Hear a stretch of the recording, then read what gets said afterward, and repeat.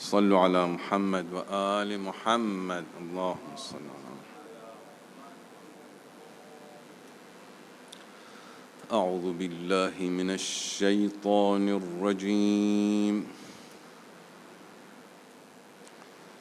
بسم الله الرحمن الرحيم.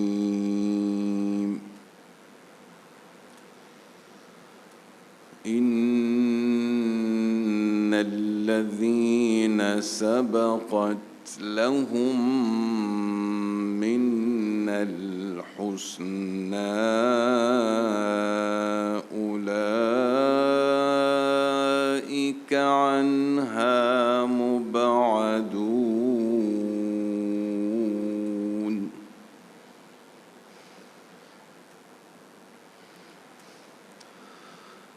لا يسمعون حسيسها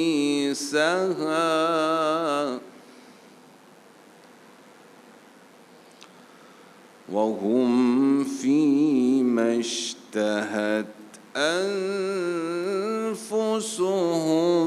خالدون.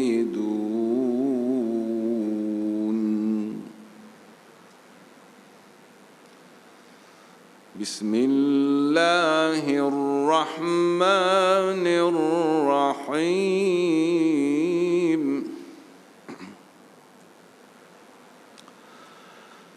إن الذين سبقت لهم منا الحسنى أولئك عنها مبعدون.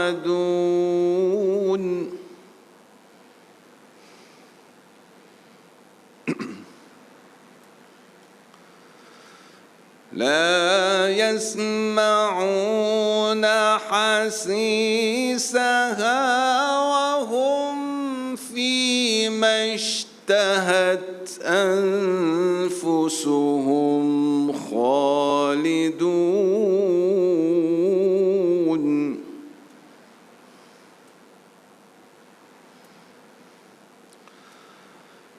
لا يحزنهم الفزع الأكبر وتتلقاهم الملائكة هذا يومكم الذي كنتم توعدون.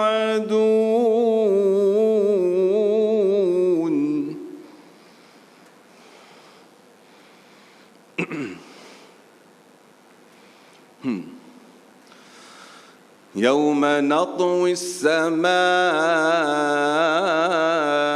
كطي السجل للكتب كما بدأنا أول خلق نعيده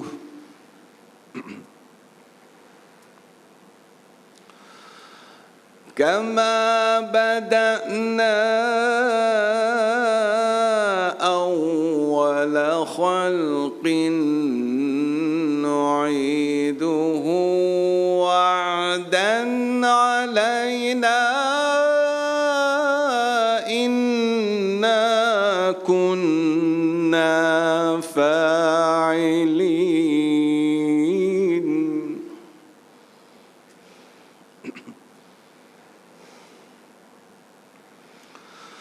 ولقد كتبنا في الزبور من بعد الذكر أن الأرض يرثها عبادي الصالحون.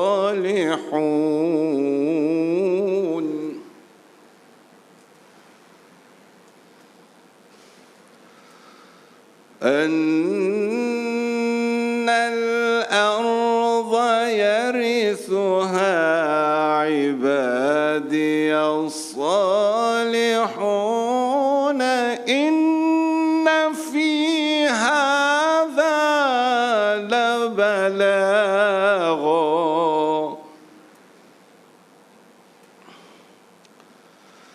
إن في هذا لبلاغا لقوم عابدين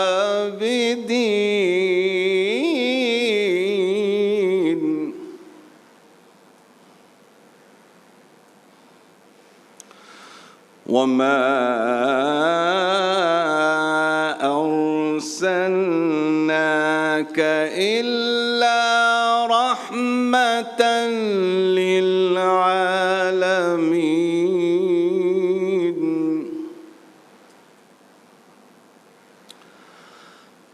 قل إنما يوحى إلي أنما إلهكم إله واحد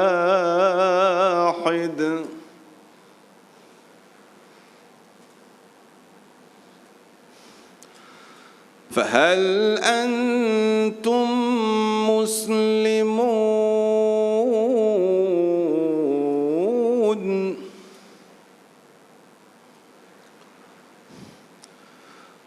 قل إنما يوحى إلي أنما إلهكم إله واحد فهل أنتم مسلمون الله أكبر ولله الحمد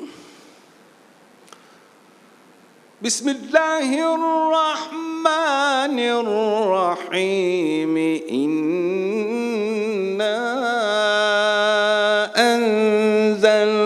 أنزلناه في ليلة القدر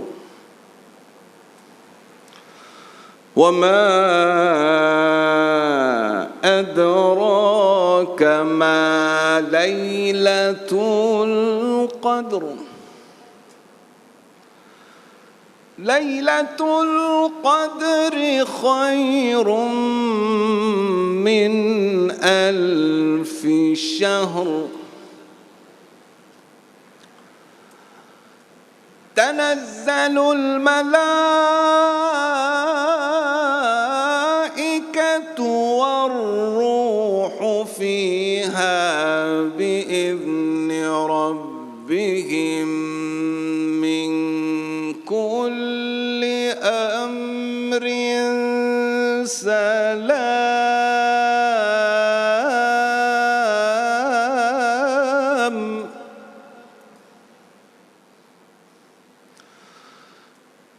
تنزل الملائكة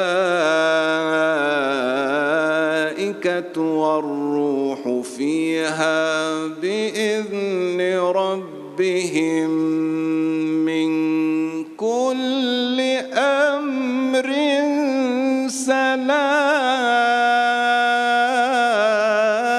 سلام سلام هي حتى مطلع الفجر سلام هي حتى مطلع الفجر سلام هي حتى مطلع الفجر سلام هي حتى مطلع الفجر صدق الله العلي العظيم. اللهم نور قلوبنا بالقرآن وزين أخلاقنا بالقرآن واغفر لنا ولأمواتنا بالقرآن. اللهم انصر الإسلام وأهله بالقرآن واخذل الكفار والمنافقين بالقرآن. اللهم احفظنا واحفظ علماءنا ومراجعنا بالقرآن، وعجل اللهم في فرج مولانا صاحب الزمان بالقرآن العظيم، وبحرمة محمد وآله الطيبين الطاهرين. ربنا تقبل منا إنك أنت السميع العليم. صلوات الله.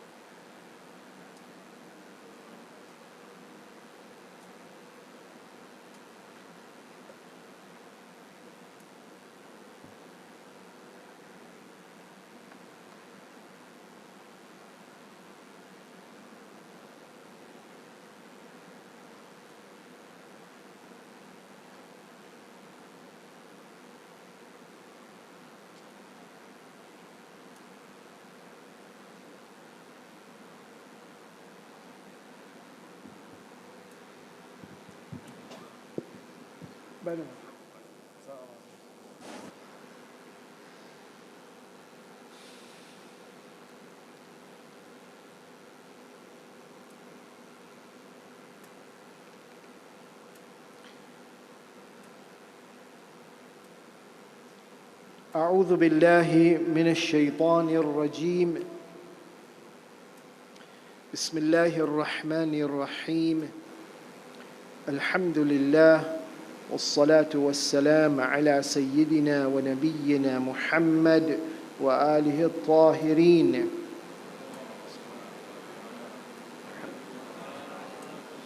Respected elders, brothers and sisters, Assalamu alaikum wa rahmatullah. We are in the sacred months in which the performance of Hajj becomes wajib. So Hajj, for those who are first-timers, is a once-in-a-lifetime obligation, and it is composed of two parts. The Umrah, which is known as Umrah Tamattu' for those who stay far away, and it is known, and the second part is Hajj Tamattu'. So these two parts can be performed in two phases. The first phase, Umrah Tamattu', can be performed any time beginning from the month of Shawwal till Dhulqada, till just before the 8th of Dhul-Hijjah, which now is a specific time to begin to prepare for Hajj Tamattu'. So that's why the Quran says that Al-Hajju Ashhurun Ma'lumat. Hajj can be performed in the specified months, meaning that the beginning of the Hajj, the Umrah, can be performed in Shawwal, Dhul-Qa'd, and the beginning of Dhul-Hijjah, but the Hajj Tamattu' has to be performed on the specified date, beginning from Arafah on the 9th of Dhul-Hijjah.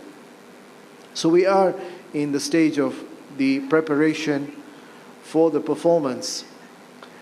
And we have covered the first obligation, which is to travel to the designated place which the Holy Prophet ﷺ, by the guidance of God and Jibreel, prescribed a particular area where we have to enter into the state of ihram, so then we can then proceed to Mecca. Mecca is the only place in the world, as far as Islamic Sharia is concerned, where you cannot visit without ihram. Ihram is a must. And you cannot enter into ihram in the city of Mecca for an outsider or outside Mecca. It has to be at a specified place. It's as if God has invited us to His royal palace. I can't jump in through the window or the back entrance. I have to enter through the door, and those entry doors have been specified, and they are known as the miqat. And for those of us who are planning to proceed via the holy city of Medina, the miqat will be Zul Hulayfa or Masjid Shajara. I would just like to very quickly recap for those of us, for whatever reason. Of course, we will be traveling as a group, and inshallah there will be volunteers who are experienced, there will be scholars to guide. But as a pilgrim who is independent, who is mature, who is intelligent, you should know the basics. God forbid whatever happens and you get separated. You should know exactly what the basic minimum is required of you. So the first step is to proceed to the miqat, Masjid Shajara. Inside the miqat, inside the Masjid Shajara, you enter into the state of ihram to prepare to go from the miqat to the haram, the holy sanctuary, and from the holy sanctuary into the holy city of Mecca, from the holy city of Mecca into Masjid al-Haram, and in Masjid al-Haram then to perform the first wajib act of Umrah, which is tawaf. So all these are preliminaries, what we need to do in the miqat. But it's so sacred, the Kaaba, that it sanctifies the Masjid al-Haram, which then sanctifies the holy city of Mecca, which then sanctifies the Haram. And the sanctity of the Haram is such that I cannot enter but from the entry point, which is known as the miqat. So the first thing I'm supposed to do in miqat is obviously make the niyyah. And the niyyah is that I am entering into the state of ihram as a first timer for the obligatory Hajj once in a lifetime. And it'll be for myself and not on behalf of somebody else. Qurbatan ila Allah, in order to gain God's pleasure and gain proximity and avoid the punishment of God.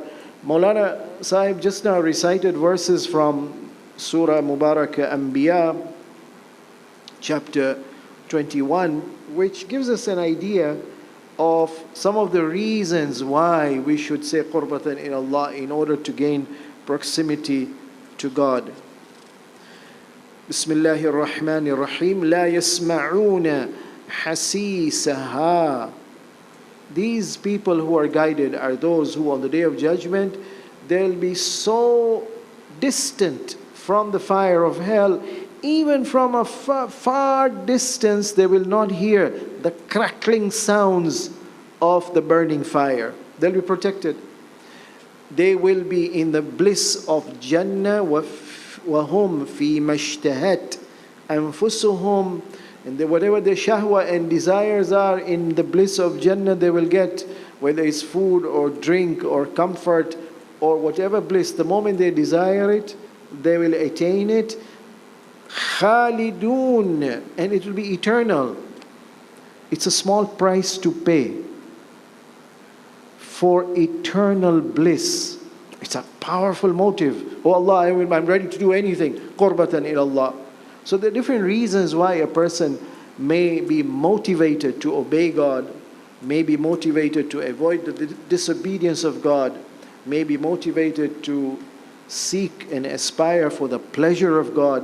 One aspect is mentioned in this surah and this ayah. So in the miqat, the first thing is you must do the niyyah.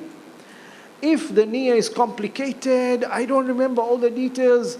What did the Sheikh say now? He said, Umrah Mufrada, Umrah Maqtu'a, Umrah Mabtula. Hey, there's so many Umrahs. sijui sasa nimesahau.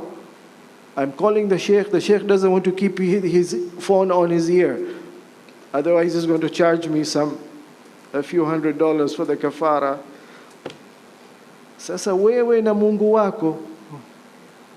If you are stuck in a situation where you're forgetting your basic niyyah, do the niyyah which the Holy Prophet ﷺ taught the Muslims in the 10th year of Hijrah. The Muslims came. Amirul Mu'mineen was not even there in Medina to accompany and escort the caravan of 100,000 to join them in Mecca.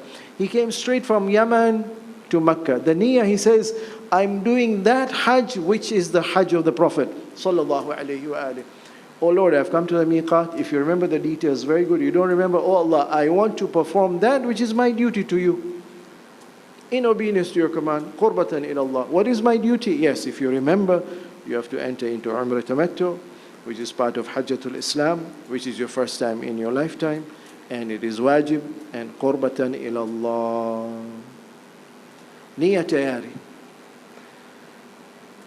Second thing, once you enter into ihram, some things become haram. One of the first things that become haram for males is the dress. So make sure you're wearing the right dress. The two pieces of the unstitched dress, the upper body part, the shawl, the rida, and the lower loincloth, the lungi or the izar.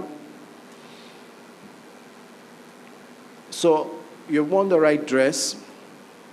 And the third wajib act now, just like Takbiratul Ihram is, and even if you forget the wordings, there'll be so many other hujjaj who will be reciting the same. All Muslims recite the same talbiyah. Labbaik Allahumma labbaik. Labbaik la sharika laka labbaik. These four labbaiks are the wajib zikr that must be recited for the Hajji to enter into the state of ihram. You are ready. Once you're in the state of ihram, then some restrictions begin to apply for the sake of God. In this ayah of Surah Baqarah 197, God says that فَمَنْ فَرَّ الْحَجُّ أَشْهُرٌ مَعْلُومَاتٌ. Hajj can only be performed in the prescribed months. Whosoever enters into ihram for the Hajj, beginning with the Umrah, فَمَنْ فَرَضَ فِيهِنَّ الْحَجَّ. I've come for Hajj. It's the month of Dhulqada. Hajji. There is no Hajj in Dhulqada. The only pilgrimage you can do in Dhulqada or before that Shawwal is Umrah, the smaller Hajj, the Umrah. So enter into Umrah. فَمَنْ فَرَضَ فِيهِنَّ الْحَجَّ. Whosoever makes it upon himself obligatory, the duty of Hajj by making the niyyah, فَلَا رَفَثَ وَلَا فُسُوقَ وَلَا جِدَالَ فِي الْحَجِّ. Certain restrictions apply. Oh Allah, I want to now follow your command in regard to the restrictions. And we said that there are about 25 or so restrictions. Some of them are mentioned in the Quran. Most of them are mentioned in the Sunnah and the Seerah of the Prophet, as explained by the Imams of the Ahlul Bayt alayhimus salam. So we said that in order to make it easier to remember them, we can alphabetize them and categorize them. A is those restrictions pertaining to the apparel and the dress and covering. So for the males, no covering and shade from the sun during the daytime or from the rain during nighttime. Number 2, no head dress. Number 3, no stitched dress. Number 4, no footwear that covers the whole of the upper foot. Simple, not complicated. All the other hujjaj will be doing the same thing. Category B, we said that those restrictions which can be called the beautification restrictions. So, for example, no looking into the mirror to beautify oneself, no application of scented oil or cream or lotion, no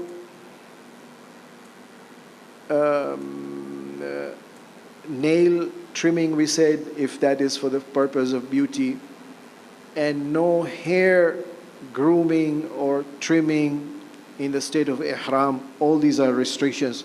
Normally on a short trip of ihram of Umrah Tamattu from the miqat of Masjid Shajara till Mecca, few hours, and then in Mecca to complete the rituals of tawaf and salatul tawaf and sa'i, you can do all of this in less than 24 hours. So these issues of hair cutting and trimming and nail cutting will not arise. It will arise, if at all, in the longer ihram of Hajj, when we proceed to Arafah and spend the night there, and Muzdalifah and Mina, and then back to Mecca. So these restrictions of beautification we discussed in the last session. One final item remained, and that is the restriction of avoiding perfume and avoiding smelling good fragrance, even if it is not perfume.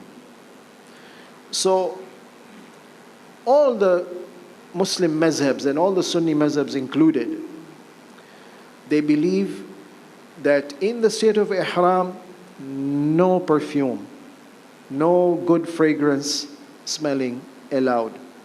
Kwanini, we will look into the possible reason why we have to avoid these naturally good smelling creations of God, but we have to avoid it temporarily in the state of ihram. So natural perfumes are many. In the time of the Prophet and the Imams alayhimus salam, there were perfumes, let's say musk or amber or saffron for eating, camphor. Camphor was considered, nowadays we use camphor for removing the bad smell in the mayyit. By that time, also it was being used for even positive reasons, for the living, not for the dead only. Well, these are examples. The rose flower as a source of perfume, jasmine, nargis, in Arabic it's called narjis, for source of perfume, not allowed. These are examples. Basically, any other item which is known to be a perfume has to be avoided. Avoided, how so? Avoided, you can't smell it. Avoided, you can't apply it to your dress. Avoided, you can't apply it to your body. Avoided, you can't make it bukhur and smoke and the essence. Avoided in that you can't consume it. So saffron, for example, is something which is consumable and prohibited. The only exception of perfume allowed to be smelled is the one in the Kaaba. So traditionally the Kaaba is being applied with a certain perfume. That is permissible, and for the Hajj in the state of ihram, no problem. They can smell that. Other than the natural or even synthetic perfumes, under this category is included any other good smell. So some other things are not perfumes traditionally, but they have a good smell. They have a good fragrance. So for example, flowers. Somebody comes across a good smelling flower. Or these days now we have extracts and we have these air fresheners, sprays. Even if it's not perfume, it's just got good smell. Fruits. There's some fruits which are neutral in smell. Duriani, I don't know. It depends if you say it's got a bad smell. But no, many fruits have good smell, pleasant. You enjoy them. Apple, for example. Some strong oranges, for example. Even if it's a good smell and not a perfume, not allowed to smell in the state of ihram. Sorry? Or eat. No. Eat only the natural perfume. This is good smell. Nobody uses orange as a perfume.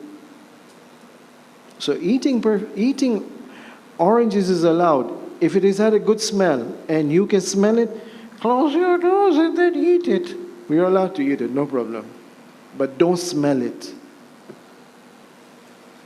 There are certain herbs cinnamon, taj, or cardamom, or so somebody orders karak chai and there is cardamom in that. If it has got good smell, you can drink it but don't smell it. No problem. Mint, if the smell is strong, you can consume it but don't smell it. Other than fruits and flowers and herbs, there's sometimes oil. The food has been cooked with, mashallah. In some places we will go, the catering is not under our department. We can't tell our chef, cook this and don't cook that, put this spice and don't put that. It's not under our control. It's what the chef and the catering department will give us. And we are their guests. If it happens to be good smell, enjoy the food but don't smell it. What if you say, Sheikh, I went and took all the vaccines. I got sick with these vaccines, but I've come here, I've got sicker here now. I'm so sick, I can't. COVID, la ilaha illallah. It has taken away my smell. You give me orange, you give me duriani, no difference. I can't smell. Sheikh, you will allow me now to eat the apple? So no problem. If you have lost the power of smell for any secondary reason, then you can eat the apple, good smelling apple, without closing your nose. But what is not allowed is you're not allowed to use perfume with the excuse that I can't smell it. That is haram in itself. Application of perfume. Good smelling flowers or herbs or fruits or cooked stuff, yeah, you can consume them without the need to close your nose. So in addition to the restriction about perfume and about natural good smells, there is a third rule, which is the bad smell. So you're passing by somewhere which is a garbage, or you can't avoid. You're going from your building till Masjid al-Haram in the state of Ihram. You're passing by through certain places where there's a big garbage dump which is there on the way. No, sorry, why do you talk about on the way? You're in the building, you're sharing the bathroom and the washroom with somebody, and his digestive system is such that, mashallah, he is producing a lot of funny smells, and you go and happen to visit the washroom after him, bad smell is there. The ruling about the bad smell is you are not allowed to close your nose. You must keep your nose open. Sasa, you are allowed to avoid. So you're walking on the way to Masjidul Haram in the state of Ihram, and there's a garbage dump. I have to keep my nose open. I can't close it. But I can avoid it. I can go on the other side of the street. Or I can walk faster, no problem. But I don't know what you're going to do about the washroom, Sasa. That bad smell has to be tolerated. This is so strict, or the ruling is quite strict because violations have got a kafara. Or let's say you're walking to the Masjid al-Haram, you're out in the open and there is this big bus or lorry or whatever, and exhaust fumes are being spewed out, and exhaust fumes have some bad smell. Haram to close your nose. Unless you say, this exhaust fume, I am allergic. I napata kizunguzungu tu. Okay, sawa, you've got a medical problem, you're exceptional. Majority of the people, they can smell the exhaust fume and they've got no problems. So if there's no medical necessity, you cannot close your nose in front of the bad smell, whatever is the source. What if, by mistake, what has happened is I put my ihram in the bag, and I also put some perfumes which I will use, or some good smell which I will use, inshallah, later on after the ihram. it spilled in the bag, and now the ihram is perfumed. I went to miqat, I wore the ihram, and oh no, the bus has come. In the next hour, it is going to take us from the hotel to the miqat. I've taken my ghusl of ihram, I'm wearing my ihram, and I'm getting that beautiful smell coming from my ihram dress. No, sorry. You must either change that ihram dress, or I don't know how long you can clip your nose, difficult. So go and wash it. Wash it and remove the good smell. Or before ihram, last day, catering was not in your department, you're not in the ihram, before you're going to the miqat, that lunch you got, mashallah, the spices they put, even after you left, anybody sitting near you gets that good smell coming out from your mouth. So if you're going to ihram, you can't have good smell in your mouth. You need to brush your teeth and remove the good smell.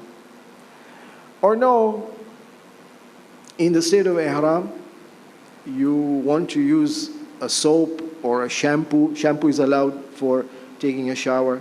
The only thing you have to be careful about the shower is don't scrub and rub so hard that hair falls off. But using of soap and shampoo allowed, lakini unscented soap or shampoo. Same thing with the toothpaste. No good smell. Question.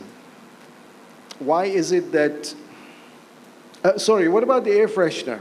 So I went to the washroom. Nobody's watching.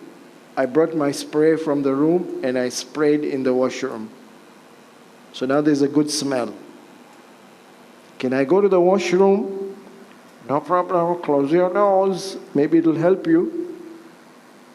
Because now you're not smelling the good smell. And the good smell, that air freshener has covered the bad smell. No problem. You can do it if you close your nose. It's not haram to use air freshener because air freshener is not perfume. It's just a good fragrance. What about wearing a mask? Wearing a mask, if the mask is for medical reasons, but the mask also blocks the good smell, no problem. That's a good mask. But if it's blocking the bad smell from reaching you, that is haram. You have to keep your nose open. So when you come near the garbage, remove your mask. When you pass the garbage, put down your mask again. The rule of the mask for the ladies is different. For the ladies, it's haram to cover their face, the whole of the face or part of their face, and mask covers part of their face. So for ladies, if it's not a medical necessity prescribed by the doctor, then using of a mask for ladies is not allowed. Question. Why are there restrictions about not smelling a good fragrance, making sure you smell the bad aroma?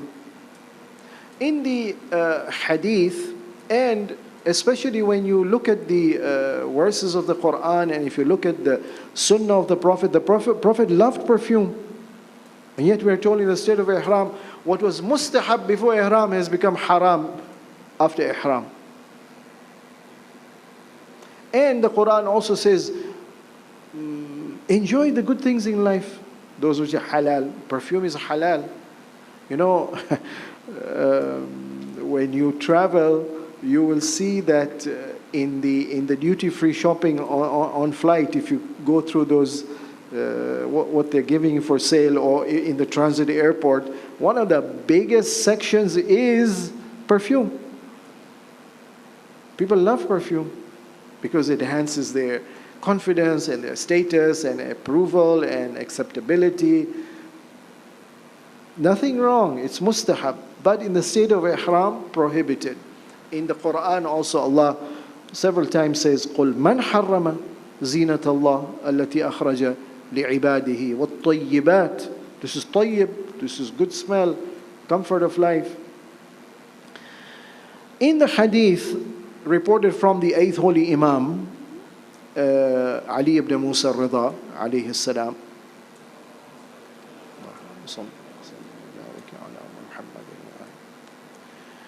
He explains that the reason why we are supposed to avoid the good fragrance and the perfume in the state of ihram is that لئلا يشتغلوا بشيء من أمور الدنيا وزينتها. Usishughulike na dunia na zina na ladha ya dunia. So the physical good things about the lower world has to be temporarily restricted for the sake of training me to aspire and aim for the higher pleasures of the akhirah. Remember, in the niyyah we say that, oh Lord, I'm entering into ihram to obey your command, to win your pleasure, and to win the reward of the akhirah. This is one way to win it. Not only that, I'm not supposed to close my nose in front of a bad smell. Kwa nini? Sijui. This I've not come across in a hadith.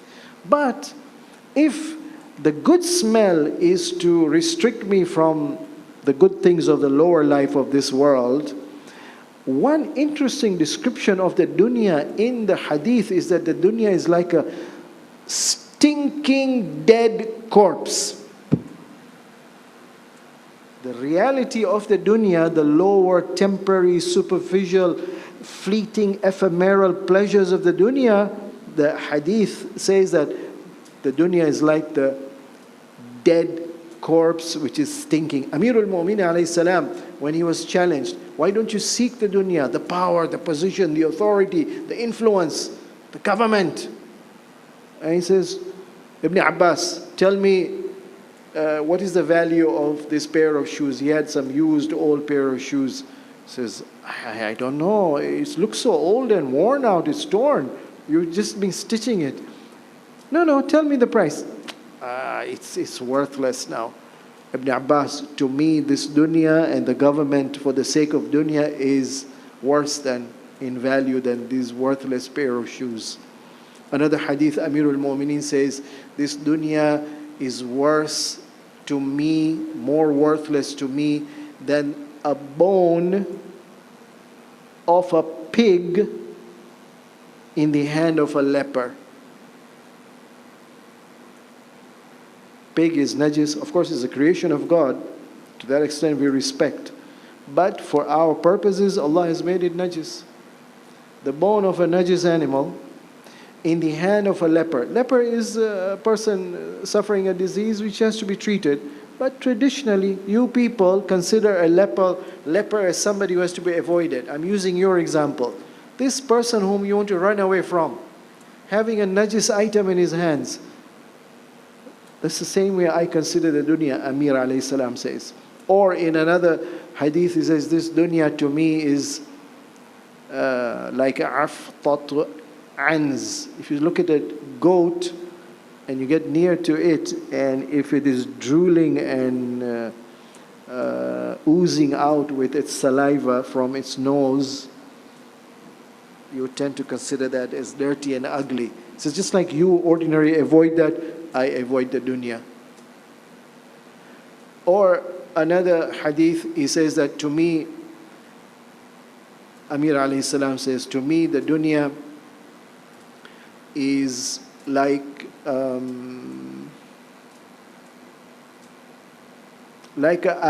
biarusi. Biarusi, sio bwana harusi. Biarusi, very attractive, lakini mdanganyifu. Huyu biarusi wa dunia, that he's comparing to a bride, the dunya to a bride. Very attractive, but very deceptive. Anaolewa asubuhi, usiku anaamua. She captures this person whom she is attracted and lured with her attractions, the dunya, and then she finishes him off. She's captured him. He's gone. His soul is sold now to the dunya. And she does that every day. To me, Amir alayhi salam says, this is the dunya. Ni biarusi ambao mdanganyifu. Hatari. Deceptive. Treacherous. Betrays. If we agree that this is the description of the dunya, the lowly, fleeting, sinful pleasures of the dunya, then perhaps in ihram we are taught, keep your nose open, understand the true ugliness, which is hidden. All you have to do is study history and see what dunya does to people, how much murder they are ready to commit for the sake of this dunya. That's how evil it is. Learn, keep your nose open, see how ugly and unpleasant the smell is, but accept it for the sake of God and opening up your eyes. The next group of restrictions are, I categorize it as contact, when you, how to deal with a member of the opposite sex, it could be your spouse, could be non-mahram to you. Sorry, before I continue, any questions about beautification or clarification you may want? Yes, please.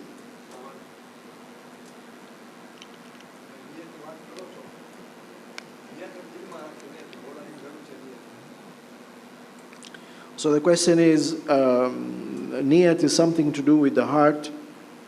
You don't need to say it. I agree, none of the fatwas of the jurists requires that the pilgrim must speak out in the miqat. I'm entering into ihram for the sake of umrah as part of Hajjatul Islam, which is first time, which is wajib, qurbatan ilallah. Just like for salat, I don't have to say, I'm beginning the Salatul Isha, 4 rak'ah. Wajib, qurbatan ilallah. I don't need to say it, but I need to be aware of it mentally. Haji, unafanya nini hapa miqat? Hapa, si wote tumekuja hapa. Muulize Haji ametuleta hapa. Achiana wewe. Wewe kwa nini? Umenuia nini? Kwa nini umekuja hapa?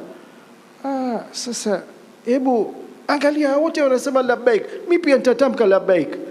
Huyu Haji amechanganyikiwa, hajui. He doesn't know what he's here for. In order to make sure that you are on the right track, you know why you have come, it is mustahab, not wajib, mustahab to recite these parts of the niyyah.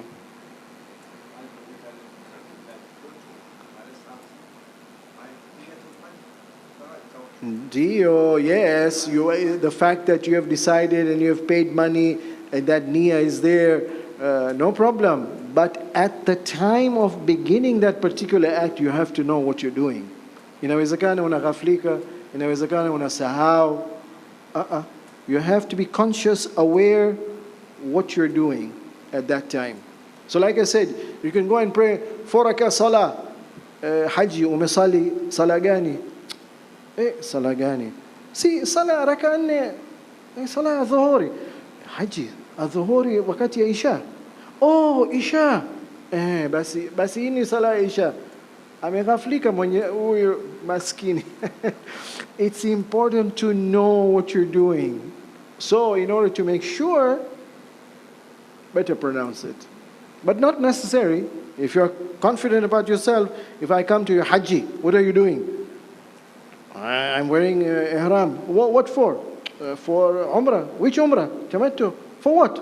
For Hajjatul Islam. First time, yeah. Mustahab. No. Wajib qurbatan ilallah. He knows everything. He doesn't need to say it, but better to say it.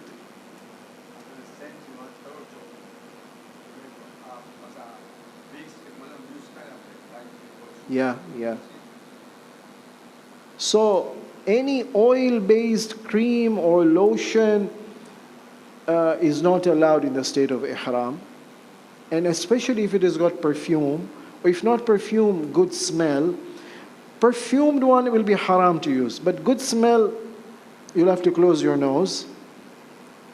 Unless it's necessary for medical reasons, and in that case then it becomes permissible as an exemption, no problem.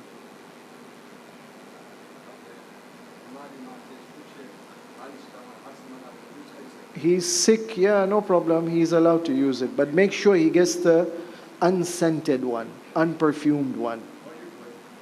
Sorry? Olive oil, sawa, if it's not considered to have a good smell, no problem. No problem. Hijab, yeah. Yeah, yeah.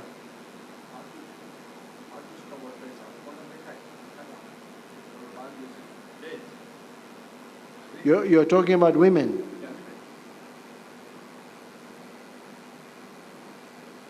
So I want to apologize to the women that we are discussing Masael about men, but I'm presuming some are going as couples, so the women can remind the husbands. Now I'm using the opposite argument. The husband can remind the wife or whoever other mahram is there, or no, any other lady who wants to know the rule. So the ruling about covering of the face, for the male pilgrim to cover the head is haram, but to cover the face is allowed for the male. So he can wear a mask, he can wear goggles, no problem. But for a lady to cover her face in ihram, the hijab is wajib, which is that the hijab should be such that it should go a little below the hairline, so it has covered the hair. And the face which is washed in the state of wudu, that has to be kept open. So again, the hijab, depending on the marja you follow, the lower line of hijab is just below the chin, at the chin. So this portion of the face must be kept open by the lady in the state of ihram. Kwanini, the same reason I mentioned before, that for the gents, exposure to the sun is important. Imam alayhi salam saw a woman in the state of ihram wearing a niqab. Imam took his staff or his rod and he removed the niqab from her face, and he said, Innaki in tanaqabti, if you wear the niqab, lam yataghayyar lawnuki, your face complexion will not change. It will not get burnt by the sun. The sun has to burn. For the gents, the sun has to burn the head. For the woman, it has to burn the face. That burning has to take place in the state of ihram.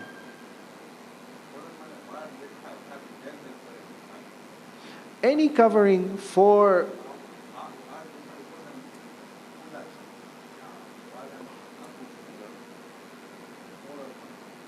so the hair is exposed. No, that's haram. Hijab is wajib. So one of the reasons why she's not required to wear the unstitched dress is the hijab can be better observed with a stitched dress. So no, hijab means the hair has to be covered. So if you allow, yeah. We're allowed to? Mask for the males, yes, yes.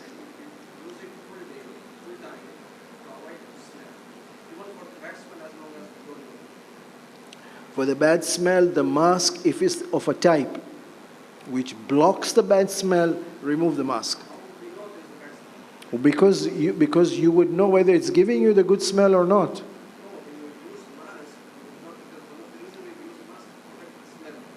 No, the mask has got medical uses. I don't think so mask is worn because of smell. It's worn for medical reasons. Yeah, so it is not totally airtight. It does allow, small, yes. You can, yes. Because remember, it's not airtight. Some smell is dissipated in the air through small particles which can easily penetrate through the edges and through even tiny holes within the mask itself. So it's not totally airproof as far as smell is concerned. Yeah.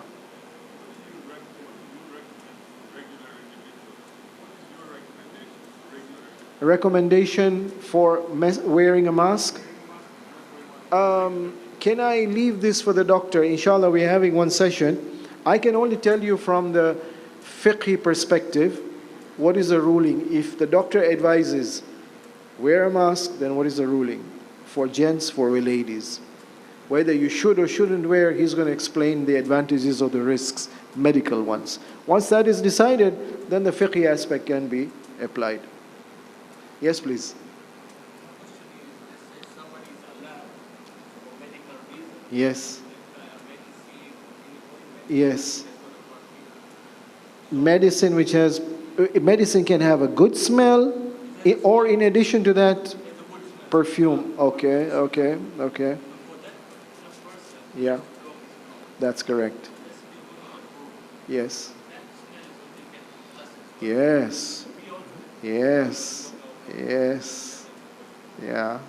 So, Hajj is not an individual ibadah. Hajj is a collective ibadah.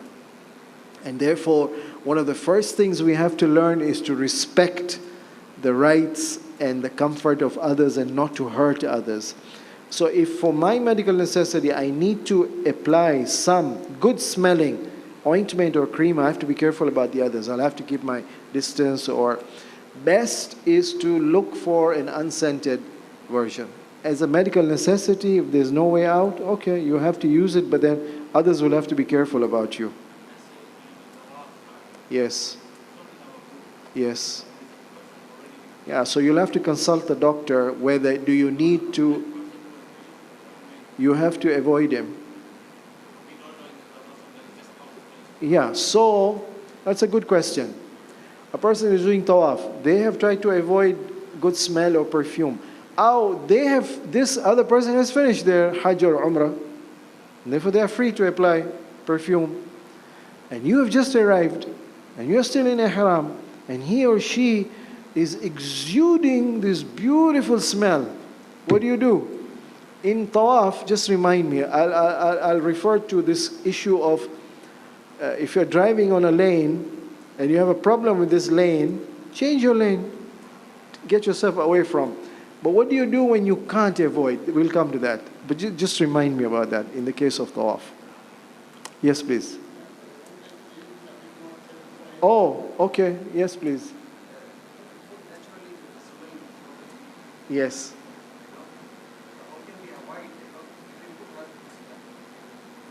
Yeah, so what is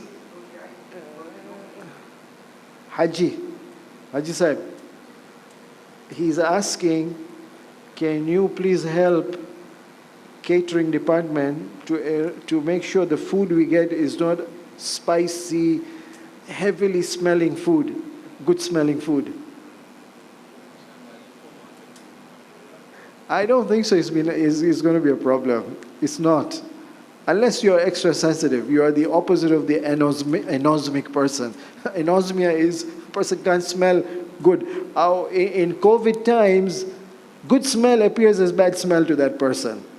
Inshallah, your smelling abilities are the average ones, which everyone. I know there are some people who are so sharp in smelling. મને કહે છે કે હું ઘરે પહોંચું ને ગલીમાં ગરું મને ખબર છે મારી ઘરવાળી આજે શું રાંધી છે.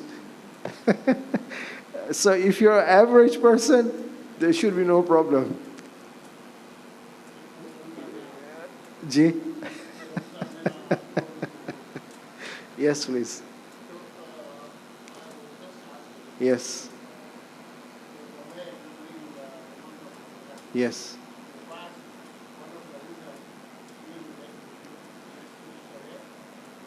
True, true. Yes. Yes, yes. Definitely. So just like fasting is to enable us to feel the hunger pains of those who are needy. The simple ihram dress should teach us simplicity, should teach us equality, should teach us humility, and how in front of God our worth is not our position in society or our authority in society or influence in society or money in society. Our worth before God is something else. It's labbaik Allahumma labbaik. So yes, that's a very important lesson of Hajj. Yes. Yes. Yes. Yes. That could be a reason, yes, that if, but perfumes are of different qualities and types and brands. Yes, the luxury brands cannot be afforded by the lower class people. But there are reasonable quality perfumes which people can generally afford. Yes. Yes. Yes. That's a good comparison, that the bad smell, we need to appreciate that different people will sweat in with different aromas.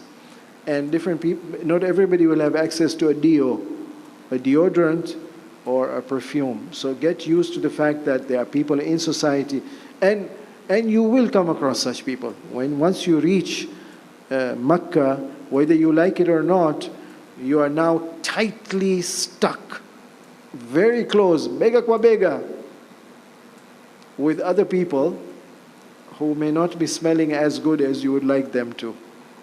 Oh, incidentally, there are deos available now. Deodorants which are scentless. Yes, please.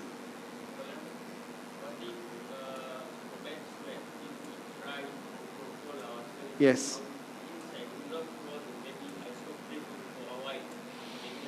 Good. Instead of closing your nose, you stop breathing. You stop breathing. You can't breathe and not smell. Dr. Saab, can you breathe and not smell? No. The fact that you breathe, meaning you're taking the air molecules, and the air molecules are carrying the fragrant smell. You can't breathe and not smell. If you don't want to smell without closing your nose, stop breathing. What's your capacity of going underwater and stopping to breathe? That will be the capacity of the number of minutes or seconds you can avoid the smell. No, yeah, no problem. It's allowed, no problem. Yeah. Yes. So you're allergic, yes, yes, yes.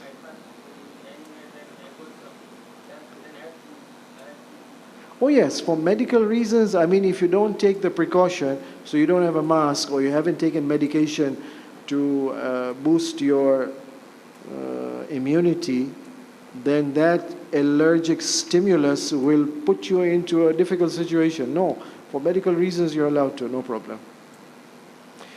Next category, if you allow me, can we keep the questions to a bit later, unless it's urgent.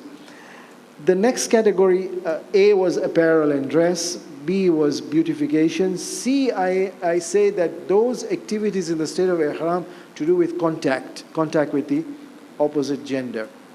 To look at the opposite gender, to touch the opposite gender, sorry, I will not mention them, samahani. But now you know beyond touch in the degrees of intimacy what is meant. All these become haram. Even if she is your legal spouse. And it is so strict, this particular restriction, that if there's a violation, then there is, it's haram, there is kafara, and one of the highest kafaras appears here. Because you had the highest pleasure, so pay the highest penalty. So one of the highest penalties is a camel. Camel, again, Haji will guide us. The price right now is $2,300. Sasa wewe unamshika mama. We'll come to that. We'll look at the looking and the touching, I'm not going beyond that. Beyond is even worse, the kafara. So, in the state of ihram, what is not allowed is to look at your legal spouse with lust. Without lust, there's no problem. It's halal. What is not allowed is with lust. What was allowed with lust at other times inside ihram, no, it is not allowed. So, let us say this individual looks with lust at the legal spouse, mahram. For now, mahram I'll discuss a bit later. And the lust then builds up, and the excitement then culminates. If it culminates, kuna hii sanduku ya sadaka $2,300 unaweza ukalipa, just by look. Everything starts from there. What if the person looks with shahwa, haram, but it doesn't culminate in the peak excitement? No, there is no kafara. It's haram, but it doesn't have the kafara. Or no, maskini wa Mungu, sijui, without lust he looked tayari, he had this peak excitement. That also there is no kafara because it wasn't a planned, intentional act. Beyond look is touch. To touch your legal spouse with lust, without lust, no problem. Unamsaidia, she has to be moved from one place to the other, or she has to climb or come down somewhere, and you're holding her hand, bringing her down. To touch without lust is no problem. Problem is with lust. If you touch your legal spouse with lust, haram. Haram.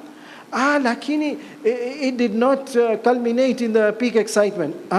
Lipa, sio $2,300, just $230. Just for touching. Ndiyo, uruhusiwi.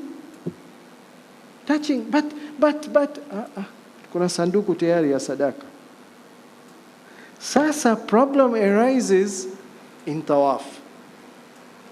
Oh, it's first time, I can't leave her alone, I have to hold her, bega kwa bega, namshika vizuri. I don't want somebody else, mwana haramu, katika ihramu, anakuja, anamgusa. Mi namhifadhi.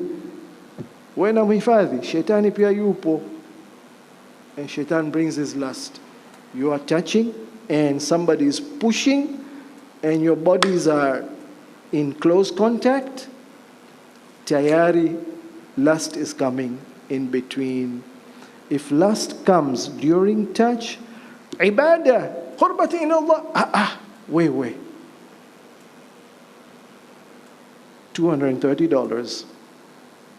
Immediately when the lust comes, you must release. Lakini shehe peke yake, maskini wa Mungu, atapotea. Wewe. Yani huyu mtoto kabisa mdogo hawezi kufanya tawaf peke yake. No excuse. Sorry. She has to learn how to make the niyyah of tawaf, how to move around the tawaf. In case she gets lost, she knows what to do. At the end, once everything is finished, you agree to meet at a point. But you cannot do haram by touching with lust. Pay $230. Oh, haya, sawa, mistake was done, I'll pay $230. Subiri.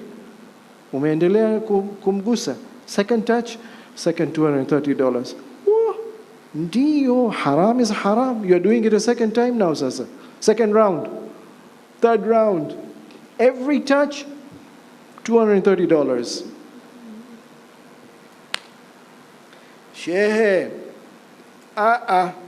huyu hali hatari kule. Amedondoka.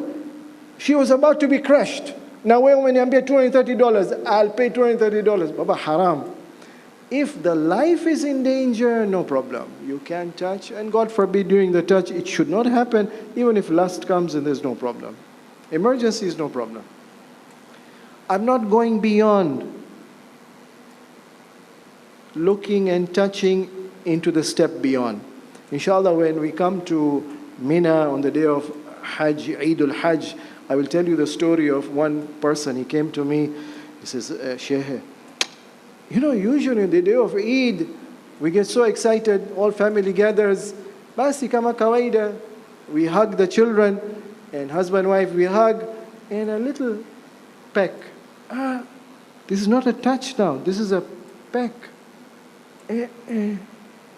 Hatari, there's a kafara for that. We'll discuss that later on. Point. For the na-mahram, it's even worse. To look at a na-mahram and to touch a na-mahram, if it is with lust, and if, God forbid, it leads to culmination and excitement, then again there is a camel to be paid, $2,300. Sheikh, $2,300, that's half or 1/3 of my Hajj expenses. I said, yeah, but that's if you touched once. If you did it twice, then your whole Hajj expenses are going to go. I don't have that Hajj. Sawa, you borrow from somewhere. I can't. Ebu nipunguzie. Sawa, takupunguzia basi. Kama sio ngamia, ng'ombe basi. Ng'ombe, okay, how much is it? Ng'ombe, $2,000. $2,000. Shehe nipunguzie, kwa kweli hali ni maskini. Okay, sio 2,300, sio 1,800, basi $230. It's serious. So normally, usually when violations have got a penalty, it means that Allah is keeping something highly restricted. If you're going to enjoy pleasure, you may as well pay the penalty. Kwa nini? Kwa sababu, one of the weaknesses of human beings is the sexual desire. In the Quran, in Surah Nisa, in ayah number 26, 27, 28, Allah says that He has shown us the legal ways of how to channel the sexual energy. But there are those people who want to make money out of your sexual excitement. They will set up a business to lure you so that you fall into the trap. يُرِيدُ اللَّهُ أَن يُخَفِّفَ عَنْكُمْ. Allah wishes to guide you so that you can control your sexual energy. You need to learn, you need to channel, you need to discipline. Where do I learn? Fasting. Where do I learn? The monthly cycle. Where do I learn? Hajj. For the sake of God, God who has bigger power over me than shaitan. Shaitan has power, but it's limited. It's temporary. It's weak. With God's power, I can overcome the temptations of shaitan. And the training is during fasting. The training is during Hajj. The training is during the monthly cycles. Otherwise, one of the big problems human societies are facing is something known as sexual harassment. Sexual harassment means that in the workplace, in the school, in the public spaces, in the buses, wherever, God forbid, there are people with wrong intentions. They will touch, they will give wrong sexual suggestions, they will harass. It's happening. It's happening at a big scale, not in poor economies, in advanced economies. There are countries where women are afraid to come out at night. Human beings have to be trained and disciplined how to deal with members of the opposite sex. So the teaching of the ihram is important for us to become civilized, disciplined, courteous, respectful, dignified, godly human beings. I pause here before I go to the next category. Any questions about this restriction? Yes, please. Where does the kafara go? Inshallah, we'll discuss that towards the end. When I'll make the whole list, that when should it be paid, where should it be paid, who should it be paid to, how can it be paid, what are the alternatives? Yeah. Sorry, I am open to questions from ladies. They can send it by writing. The volunteers are here to receive them. Yes, please.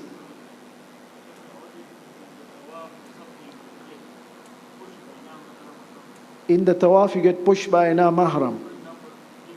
Yes. Yes. Yes. Okay, good. It's a typical occurrence that can happen. Inshallah, when we will discuss about tawaf, just remind me about this, what to do. Yes, please. Yes. Yes.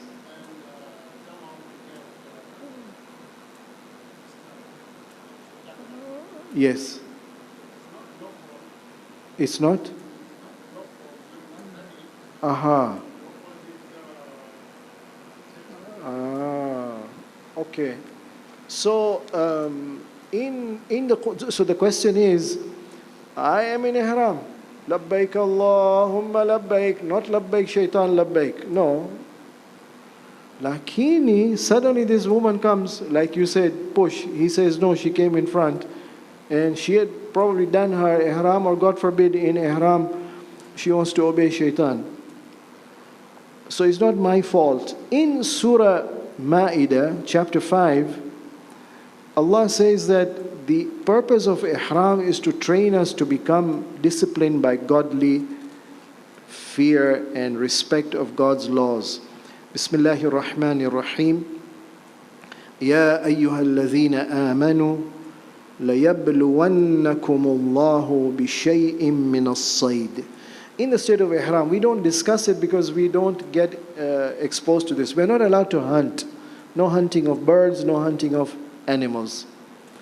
So Allah says, you Arabs who travel by the desert, you live by hunting. In the state of ihram, no hunting. Haram. But now that you claim that you're in ihram and you're doing it to obey God's command, I will test you. I will surely test you. لَيَبْلُوَنَّكُمُ اللَّهُ بِشَيْءٍ مِّنَ الصَّيْدِ. I will send a prey for you to hunt. تَنَالُهُ أَيْدِيكُمْ وَرِمَاحُكُمْ. Usually hunting, you have to chase very far. I will send the animal so near that it is within the throw of your spear. Ow, the throw of your arrow. No, I will send it even closer. Just grab with the hand, and that's how close the prey is. Mwenyezi Mungu, unanibatilisha ihramu yangu na umra yangu na kafara. So Allah explains, no, there's a reason for that. لِيَعْلَمَ اللَّهُ مَنْ يَخَافُهُ بِالْغَيْبِ. Nani ana hofu ya Mwenyezi Mungu? I have given you enough self-control in the state of ihram when you're exposed to potential temptations, and I will tempt you. I want to test you. You're claiming you're God-fearing. I want to test you. I will send the animal of prey. I will send occasions. The mirror will appear. Mirror, mirror, look at me. It's a test. The good smell food. Who was the one asking? Good smell food. I will send it for you. Hajj says, I will try. He fails. The chef brings it to you. Agha sahab, ye khana hai. Aap apni puri zindagi mein aisa nahi milega aapko. Ek baar kha le. There you go, my friend. It's a test. It will happen. But we are being tested. How much self-control we have for the sake of God. If you allow me, I go to the next group. So A is apparel and dress, B is beautification, C is contact with the opposite gender, D I call as the defense group of activities. We're not allowed to carry arms, haram. In the past, the pilgrims used to carry defensive arms, not offensive arms, because they're traveling in the desert and they're exposed to risks and dangers. The second activity which is haram in this group is taking out blood. So to scratch oneself such that blood comes out, haram. To give an injection which may cause blood donation, bloodletting, hijamat, for example. Tooth extraction, which may cause bleeding. All these are haram. Except if, for medical reasons, you had to take an injection. That's exception. or the tooth pain was so much unbearable, you had to go for tooth extraction, no problem. Brushing of teeth, if your gums are sensitive, it'll cause bleeding, avoid it. However, Hazrat Ayatollah Sistani, Hafidhullah, he says, no, if you do it as part of the sunnah of the Prophet, not for the sake of bleeding, it's following the sunnah of the Prophet, no problem, then it's allowed. Is there any kafara for this? Not wajib, mustahab, better to pay kafara. The third item which is haram in this group is to kill insects. So again, I'm talking about defending yourself from the harmful insect. Harmless insect. Harmful insect, no, definitely you should protect yourself. If you know in Saudi, in the areas of Jeddah, Medina, Mecca, there are mosquitoes which can transmit malaria. They don't. It's the south region, not those north regions.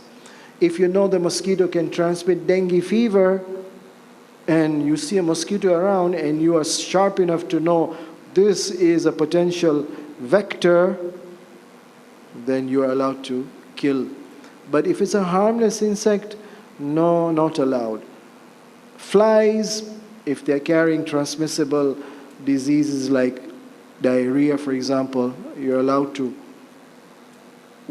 allowed to drive them away. Don't necessarily kill them, unless the only way to protect is to kill them. Ants, any insect which is harmless should not be hurt.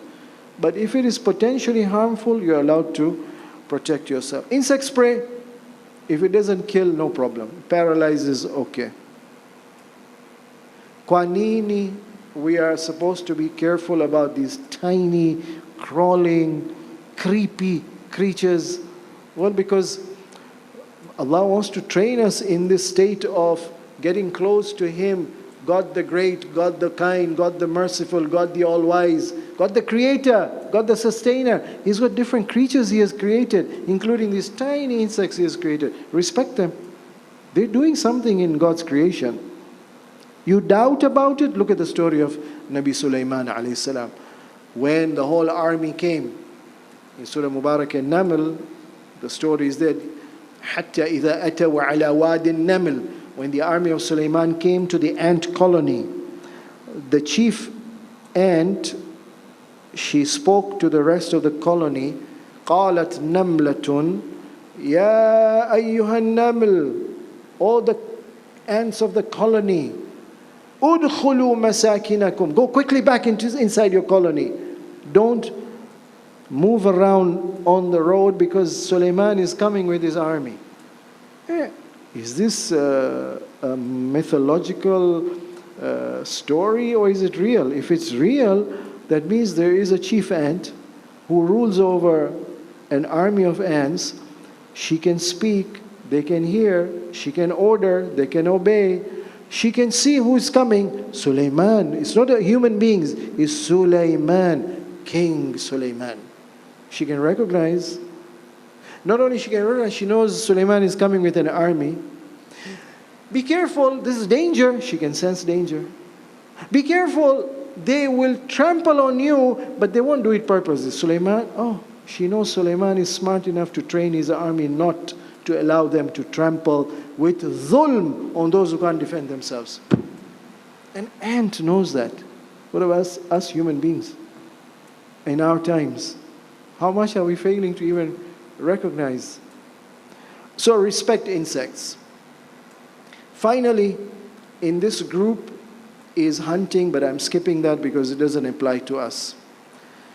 The last restriction is about D was defense. E is ethical. Ethical meaning don't lie, don't boast, don't swear by God's name, and don't engage in argumentation.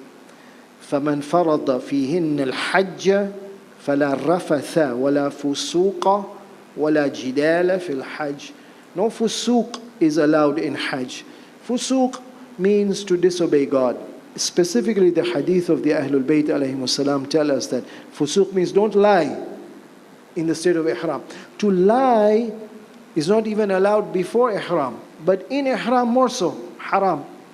Because God wants to train us. If in case you are a type of person who used to lie, big lies, small lies, jokingly you lie. No, all types of lies. Be it a small lie, be it even in fun and humor and joking. Haram. Avoid it. Because if you are known to be a liar, people don't respect you anymore. You have no credibility. You have no prestige. In fact, the Quran says you are a munafiq. You can't be trusted. So avoid lying, because amazing the type of evil of lying in the hadith. It says, if you can imagine all the different types of evil, they are kept in one house. And that house is locked. And that lock has a key.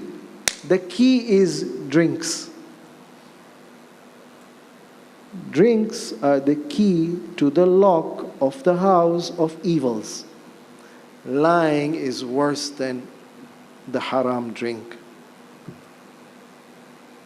But drinks are the hard alcoholic drinks make you intoxicated and lose control over your rationality, and you begin to do things which are irrational, harmful to yourself, harmful to others. Lying, as far as harm is concerned, to yourself, to your iman, and to your permanent future, and also harm to others, and credibility and trust, which is the foundation glue of a good society. Once you begin to lie, that society crumbles, the family crumbles. There's nothing remaining of credibility. It's worse than drinking. In the state of ihram, haram to lie, as a training that even before and after ihram, I'm not supposed to lie.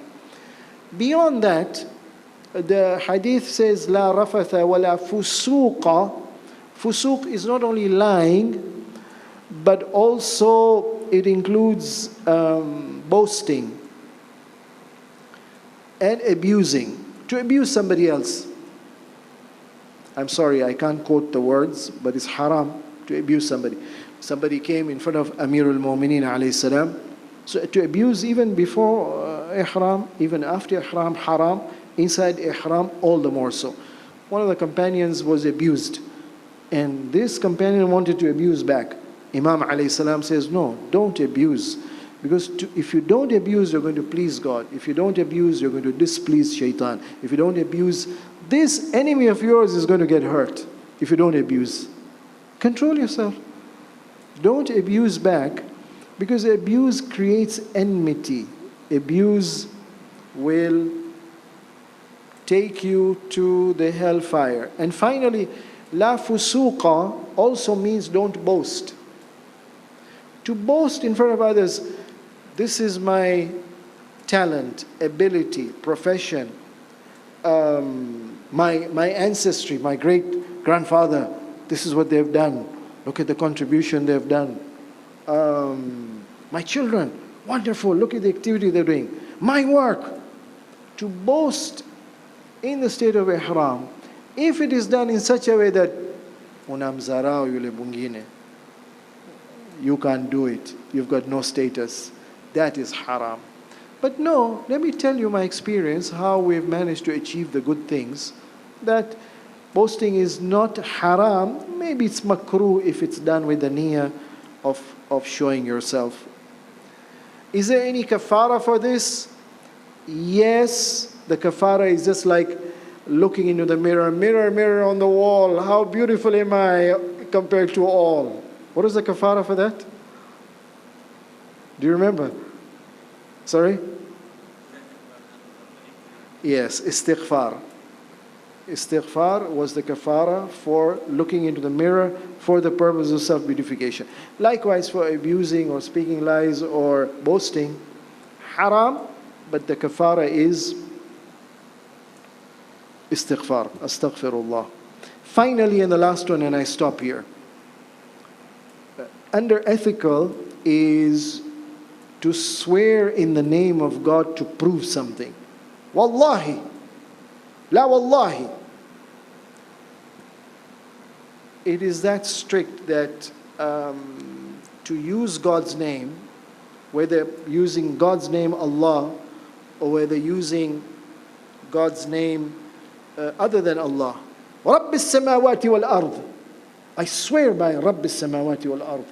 Or no, not necessarily in the English language. Khuda jo so.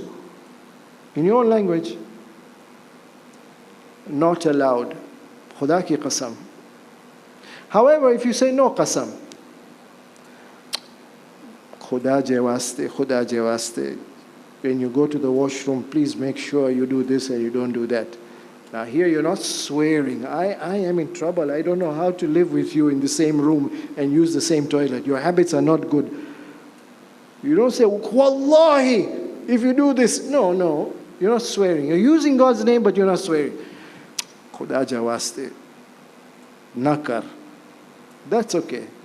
But if you swear in God's name, even if you don't use the word Allah, use Rahman or Rabb, or use a translation in another language, then it is haram and there is a kafara for that. Let's pray to Allah to get tawfiq, to be able to enter for the sake of God in the state of ihram and have humility and simplicity and piety and equality and respect for others, and not to hurt others, and not even to hurt other tiniest creatures who are defenseless like the insects, so that we get closer and closer to God to win His pleasure and thereby become ready to be received as a guest of God to His house, inshallah. I stop here. If there is any final questions.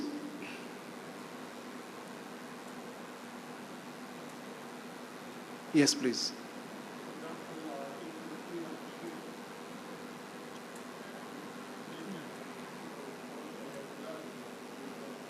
Yes. That blood of the mosquito is not considered as a najis one, because it's transferred to another creature and it's not from the human being.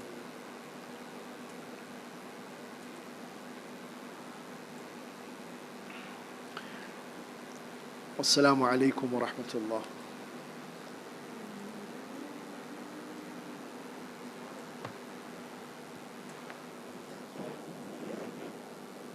Oh, sorry, yes.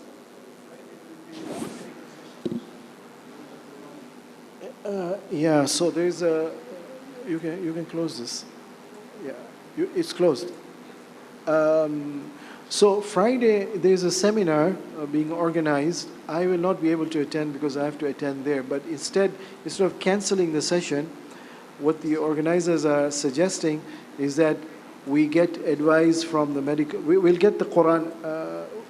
We should bring the Quran teacher to teach the Labbaik practice and the Surah Fatiha practice, and also important medical advice, because if you're not healthy, you can't do the Hajj. In fact, if your health fails, it is an indication that you're not even qualified for Hajj. So it's very important to observe the medical advice. Awesome.